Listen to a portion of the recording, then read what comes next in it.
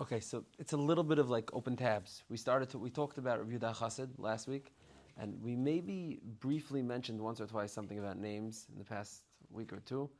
So this will just like tie together some loose ends of the names in Yehudah HaChasid. Now, we mentioned last week, we gave a whole introduction. We spoke about the night of Yehudah and the Chasam Sefer and all the different shittas of the daily Paiskim about how seriously to take Yehudah HaChasid, meaning that's the wrong way to say it. Of course, we take Yehudah HaChasid seriously, and Sefer Hasidim is one of the Rishonim, and his Talmidim are from the primary, links in the Messiah.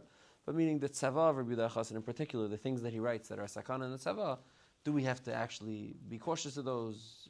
Are they only for his children and his grandchildren? And we spoke like a hakdama. We said the Yehudah, we said the Chasam Sefer, we said the V'chaim, the Chasam Lazar. Now, the shaila that I want to talk about today is one of the most adhered to one of the tzava of Yehudah HaChasid. It's one that's taken relatively seriously, from all of them. But I want to just frame it a little bit in a way. In the back of the Sefer Tovchi Abiyu is Ritzik Zilberstein on Chumash. It's like the first one when he started putting them out on Chumash. Ritzik Zilberstein now has, 20, 30 on Chumash, whatever they are. They're all the same style, more or less. But the first one that he has, Tovchi Abiyu, was the first one. It was 2 volumes. It was a shtickle bit of like a new chiddush, a new genre. It introduced something new. And one of the favorite things that Ritzik Zilberstein has that he likes to do is he likes to take, let's say, a story of something good happening or something bad happening, and he'll figure out like why it happened. Meaning because so and so did something. For example, in Tovchi Abiyu, there's a story as follows about a family in Bnei Brak that lived in an upstairs apartment and a downstairs apartment, and the upstairs apartment was a Talmud Chacham, and the downstairs apartment was not. And the upstairs guy had a request. He wanted to know if he could build his sukkah in the chutzner right in front of the apartment. And the guy in the downstairs apartment says, no, my kid plays across the street, and the way I cross him is from my kitchen window. I just look out and I give him instructions, and I'm able to cross him like that. I don't want you to block my view. The upstairs guy had a kpeda, and he didn't let him build the sukkah. And on sukkahs, this guy, the downstairs guy, was crossing his kid the street through the window. There was a miscommunication. The kid got hit by a car, and he died. A few months later, this upstairs tenant, the Talmud Chacham, got a tumor, and a few months after that, he was dead. So Ritzik Zilberstein writes in his Sefer, it's all, he was because of this, and this was because of that, and, Chadaim are like figuring it all out. And he liked to do that in various different, stories and ways. Now, in the back of Tovchi Abiyu, he publishes a letter. It's just a short letter that he received from Rav Moshe Mordechai Schulzinger. Moshe Mordechai Schulzinger was a part of the Panovich world. If Asher was here, he could tell us exactly where he fits in. He was a Panovich, a big Panovich. He said Daf Yomi Shir, I think, in Panovich. Like, maybe I spoke Mitzvah Shabbos, I don't know. He was a big Talmud Chacham. Him and his brothers, they wrote a few svarim together, a bunch of svarim together. He has a letter that he sent to Ritzik Zilberstein where he asks him, are you basically, and it's a short letter, he says, like, are you Hashem's assistant? Like, you're his deputy? You know exactly why X, Y, or Z happens? He says, like, are you sitting on the Bezin Shamala? Like, how do you know these things? And basically criticizing the idea of, like, ascribing, this einish to this misdeed or etc. Like, Mechatesa. Now, Ritzik Zilberstein has a short letter where he responds, and he brings a few Gemaras, which are interesting Gemaras. One of them is a famous Gemara in Brachas, where the Gemara tells us of a particular Amira whose wine went sour. And it says his friends came to visit him, and they started questioning him as to which Aveira had he done. And he said, what, you came here to make me feel better, to be menachem me that I lost my parnasa. Now you're mustering me ice? And they told him, he said, Mi chashidna beinechem, like, am I chashid to you? You chashid me that I'm balavera? So they say back to Mi chashid kod shabrichel mevadina b'leidina. Do you think Hashem does things for no reason? Do you think you don't deserve what you got? And Mela, they had we just talked about Panovich. And they gave him some musar, etc. Now, the point is, and he brings a raya from that Gemara, that not only is it okay to try to figure out why things happen, but the appropriate thing for someone an ish musari, someone who's trying to take the lessons, is to figure out why things happen and to adapt those lessons, to take those lessons. Now, this nidin of like how to judge circumstances and to take lessons from them in these ways is a very vague, unanswerable question, really. L'mashal, the Holocaust. There are different Talmidei Chachamim, who put out articles or svarim or whatever, ascribing their knowledge as to why the Holocaust happened or what the lesson of the Holocaust is.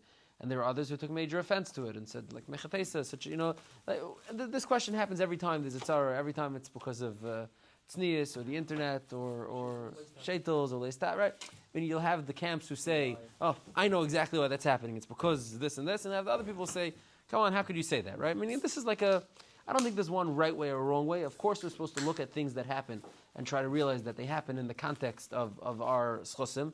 There's no question that's a fact. I mean, tzacheni, for any individual to say that he knows the reason and to point to it with a high level of certitude is slightly offensive. So these are both valid perspectives, so to speak. Now, what I find with the tzava of Yehudah HaChasid is a very similar concept.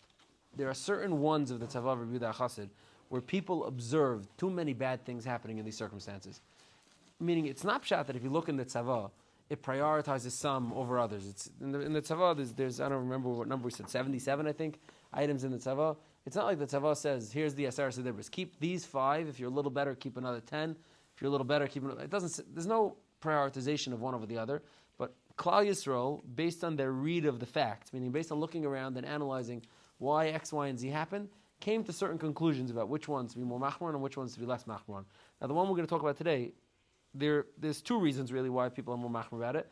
But one of them is literally what I'm saying, and I'll show you all the different places that say it, is that, like Puk Chazi, we looked around the world and we saw that this one's a serious one.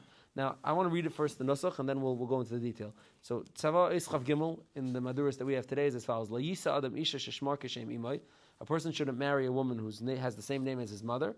Or if the Chassan, the man who's getting married, his name is the same as his father-in-law. Nasa, if they did this anyhow and they married it, Yishana Shem Ha'echad Ula Yesh Tikva. Change the name of one of the participants here, either the mother-in-law or the daughter-in-law or the father-in-law or the son-in-law. One of them changed their name, and Ula Yesh Tikva, not very promising. Maybe nothing bad will happen to you. This is what the Yehudah HaChasid says. Now, so just before we talk about how this became Chamer and when it became Chamer, whatever. So it's interesting. B'chlal to Yehudah HaChasid, there's a pasture like we spoke about last week. Some places more mekel, some more machmer. Now it seems to be an idea that anytime you could have a sniff, have an extra thing, an extra reason, some sort of suffix, then there's more makom to mekel, and we'll see how this plays out. For example, just at the top of my head, Rav Kook in his Chuvas Ezra's Kayin in Chuvas, I think it's Dalid, Hey, and Vav. Yeah, it's a very Rav Kook piece, but he basically boizes that all of Yehudah HaChasid's concerns about marriages and these type of stuff is not negay in Eretz Yisrael.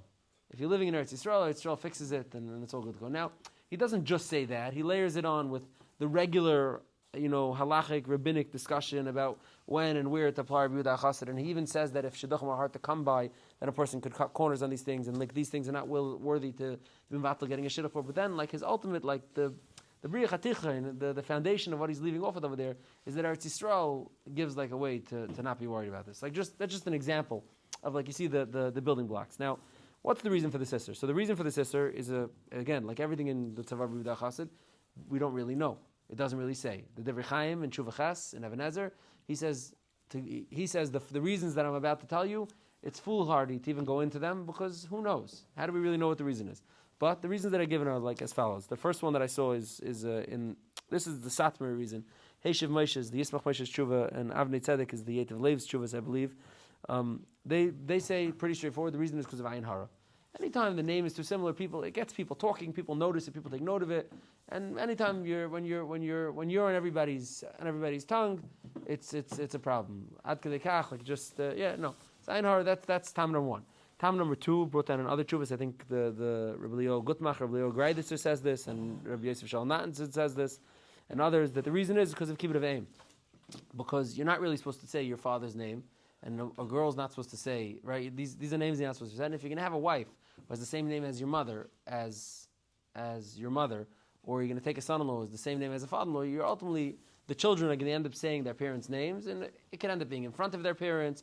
It can end up being confusing. It's going to lead to kibbut of aim outcomes. It's like a precursor to violating kibbut of aim, and that's what Yehudah HaChasid was makbid on.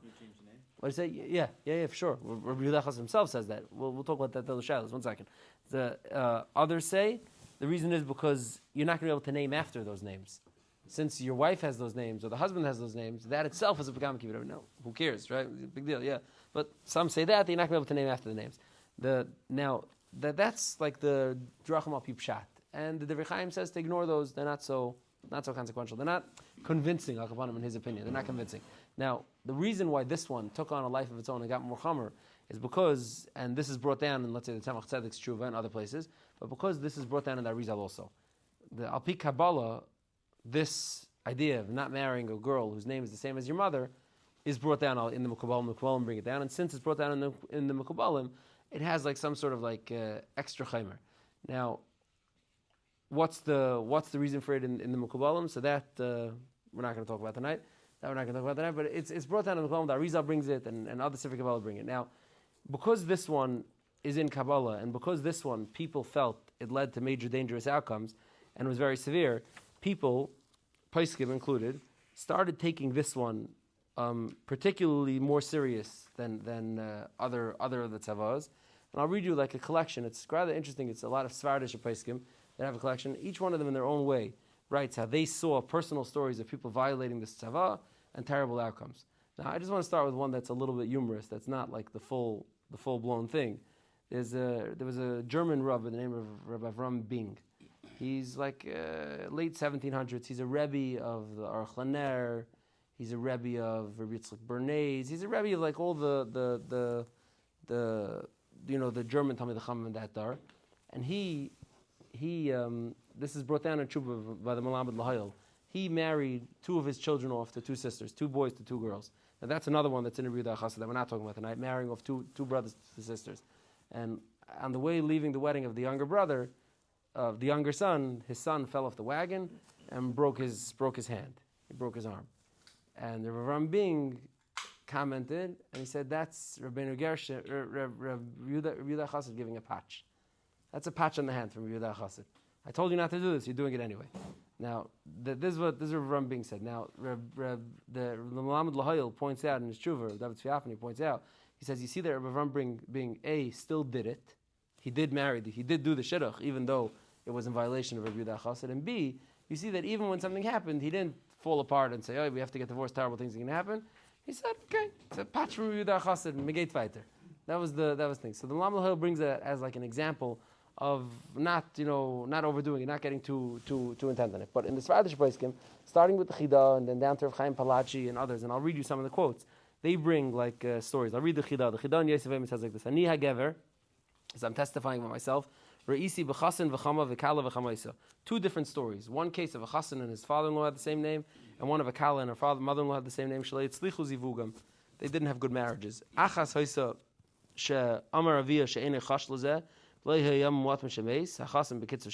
chassan died young, and the kala just ended up having nothing to do. And he brings 2 stories, sad stories, of 2 couples who engaged in this marriage and didn't go good. Now, the Rav Chaim Palachi says something even crazier. He writes about a pandemic that happened in Izmir, and he says that most of the people who died in the pandemic were either people who were in these type of marriages with names that Yehudah HaChasid didn't allow, or they were children of such marriages. That's like a crazy statistic to make. With a grain of salt, but Rav Chaim Palachi says this like he like observed this type of like terrible outcome that people who violate this, it's very bad for them. And there's many more of the this the Steichemet brings it others. Now Lamaisa the Chasam Sofer in a famous tshuva, and it's the tshuva we quoted last week. The Chasam Sofer says man the kapit kapdin lei, man the loy kapit lei kapdin lei. If you makbid on this, you makbid. If you're not makbid, you don't have to be makbid on it. It's not the deal breaker that these the Birkei Yosef and Rav Chaim Palachi are saying. It's more like Rav Avram Bing's perspective. Like, yo nish nish. Now, the Chazon Ish, when he was asked by a guy who came to him and asked him if he could do, there's a few different stories about the Chazon Ish, and they don't all stem with each other. A guy came to Chazon Ish and he asked him if he could marry a girl whose father was the same name as him. Chazon Ish told him, you're afraid of this? And the guy says, no, mamash not. B'chlal, I'm not afraid of this. No problem, go get married. A different time in the Chazon Ish, someone came and asked him if he could take a son-in-law. A father-in-law came, could he ask if he could take a son-in-law that has the same name as him? Chazon Ish asked him if he's a Ben Torah. He said, no, he's not a Ben Torah, but he's a From Yid. From Yid's good enough. That'll be Megan. I mean, like, you see even like the settling. The Chazon Ish really wanted Ben Torah. That was going to be the Shmir, but like, okay, it's from Yid is good enough. Now, Lamaisa, Rav Chaim Kanievsky brings down a story b'shem the Chazon Ish, where somebody came to ask the Chazon Ish if they could do one of these Shidduchim. The Chazon Ish said no. They did it anyway. They asked another Rav, maybe the Ger Rebbe, I think. They asked another Rav who allowed them to do it in Ger. They're not makbid on this grada. I think the Beis Yisrael said they're not makbid on this. Maybe today they are. I think the Beis Yisrael said they're not. He asked someone else, and they did it anyway. And things didn't go smooth, didn't go the way they wanted to. We don't know exactly what that means. Things didn't go the way they wanted to. And they came back to the Chazon Ish, and they asked the Chazon Ish. The Chazon Ish says, you could. It's not a halacha shayla. You could get a psak from someone else. It's a sakana shayla. It doesn't matter how many psakim you collect. you could collect 100 psakim that you could do it. It's be'etzim. That's what the Chazon Ish told him. So now, how do these stories stem with each other? Do they stem with each other? So I actually saw someone who tries to, as a theory, there's a real answer. The real answer is, and we'll see this in a second. The real answer we'll talk to about in a second. But I saw a theory that somebody said is that the Chazon Ish was a great judge of character. He was a big balaitz. He was a great judge of character.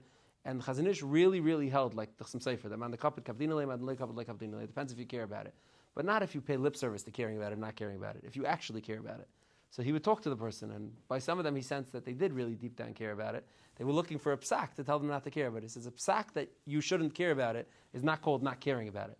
You have to not care about it. If you really care about it, but you get a psak that doesn't count. So there's maybe a potential yishuv in the different stories of the Chazon Ish is like. He was being a judge of character. He was really seeing if these people actually cared about it or didn't care about it. But the real teretz is, and this is interesting, is that by this tzavah of Yehudah HaChasid, even though it says them, if you read the tzavah, which we did, I'll read it again, it says, "La'yisa adam isha sheshma kashem imay." Don't marry a woman who has the same name as your mother. Oy shmoi kashem chamav. So he says both. He says father-in-law and a son-in-law with the same name, mother and a mother-in-law and a daughter-in-law with the same name. But lamaisa, only the isha sheshma kashem imay, a wife that has the same name as your mother, is the one that's brought down in the Mekubalim. When the Arizal talks about it, he only brings down the first one. He doesn't bring down the second one. So all those that took this more seriously, because it's brought down in the Mekubalim, brought down from the Shem and the Arizal, there's a split. It's Yitachin that the Chazon Ish's psakim being dismissive of it were when it's the man's name, because there the Messiah, the tradition in Klal Yisrael became that it's okay, because people were not afraid of it because it wasn't brought down in the Arizal, and it was just, the tzavah, and it was not something that people were so makbid on, as opposed to the women's names, where that's brought down in the Kisvei Ari, that's much more chamer. People took that much more seriously, and that became like a well-accepted name. So that could be is the real answer. What is it? It's right in the world of Kaftinan. It's just, why were people more makbid on this is because the Mekubalim brought it down, people took that much more seriously. Things that weren't brought down in the Mekubalim were less. I think it's right there in the world of Kaftinan, l'chayra. But these are the stadim here. Now, there's a few different things. There is a workaround. Some place can bring down that if you get the haskama of 3 rabbanim to allow it, then it's mevatel Rabbeinu Gershom's chayrim. Now, it doesn't say this anywhere in the chayrim. It doesn't say this anywhere in the tzavah. It doesn't say this anywhere in the Sefer Chassidim. But some paiskim hold this way. It's primarily Chassidish paiskim. I think it's brought down b'shem the Yismach Moshe or the Yetiv Lev. It's in those few tshuvas, the Satmar version of this, that says if you get 3 haskamas from rabbanim, then that's enough. Others say that as long as you get a bracha from a tzaddik, that's enough to counteract Yehudah HaChasid's kpeda. That seems like an easy way out. Others say kipshute, if Shidduchim are hard to come by, if it's hard to find suitable matches, then there's a reason. Then that's itself a reason that Yehudah HaChasid doesn't want people to be single. He wants them to get married. So if still Messias, though. Yeah, according to the Chazon Ish, it's still Messias. What do you say? What's the downside if you can't get a shidduch? No, he's saying because if bad things could happen. I mean, if it's a Metzias, the bad thing. Yeah. Others say, I think Ravadi said this in his Ravadi says in his Shuvah. He says today most people come to ask the Shaila are above 20. Chazal say by 20 and you're not married, it's bad news. No one's makbid on this anymore. But they're makbid to 20. Anyone's coming after 20, it's already time to get married right away and to suspend all of Yehudah HaChasids and just do not pass go, do not collect 200. That's Ravadi says. Ravadi is like not so concerned with it. Now the primary way that really is negay, and this is what you were talking about, is if there's 2 names or they're called different names. Now many poskim say that if there's one of the either side of this equation has 2 names, that's enough of a reason to not have to be makbid of Yehudah HaChasid. Now what do you say? Okay, so there's a lot of variables. If one of them is, if they're called the same name but they just have 2 different names. If a name is like totally forgotten, it's like not a name that mentioned. Or let's say he has 2 names, one of them is an English name, one of them is a Hebrew name. Like Rav Moshe says, even if it's an English name, that's enough to be called another name. Other name is Shira or Reno. Fake names. Yeah, this is like down the rabbit hole of Rav Chaim Kanievsky. This is hard to know. Yeah, meaning, and these are where the nuance is, and there's no way. I'm not here to paskin the shaila. Obviously, these are the variables of the shaila, and everyone asks. Every community has their rules. If you look in the Nitei Gavril in Shidduchim, he has like a whole chapter of various different stories of what this one said and that one said and the other one said, and it's endless. It's really endless what the different shittas that are on the page about it. I'm trying to think if there's any other like major tzadim that we need to know. I think that's the. So there's many gedolim. Rav Moshe had more than one son-in-law. His name was Moshe. Reb Moshe Tendler, Reb Moshe Shiskal, and that's all. That's his son-in-laws. Trying to remember. Reb Moshe had more. There's plenty. There's plenty of Gedolim that had. But I think the consensus more or less is that being makbid on men with the names, that you'll see many people are not makbid on that. Meaning men, a chassan and the father having the same name, that's like nu. The kala and the mother-in-law having the same name, that's more of an Indian. What do you say? Al-Pi Kabbalah. That's Al-Pi Kabbalah. And the Mela, ask your local rabbinic Kabbalist to figure out what the exact, when there's an exception to that halacha, when there's not an exception to the halacha. In any case, this is a example of where people, based on their read of the situation, and based on the fact that they saw a lot of things negative coming out of the Shidduchim, decided to be more makbid on this one than other Yehudah HaChasid Tzavayis, and this one has much more sticking power. Now, there's many more in here. A lot of them are known, some more known, some less known. I think we're probably going to wrap up this topic, and we'll move on to something seasonal now. It's Purim, it's Pesach. We'll move on to seasonal fare to be continued. You've just experienced another Torah class brought to you by TorahAnytime.com.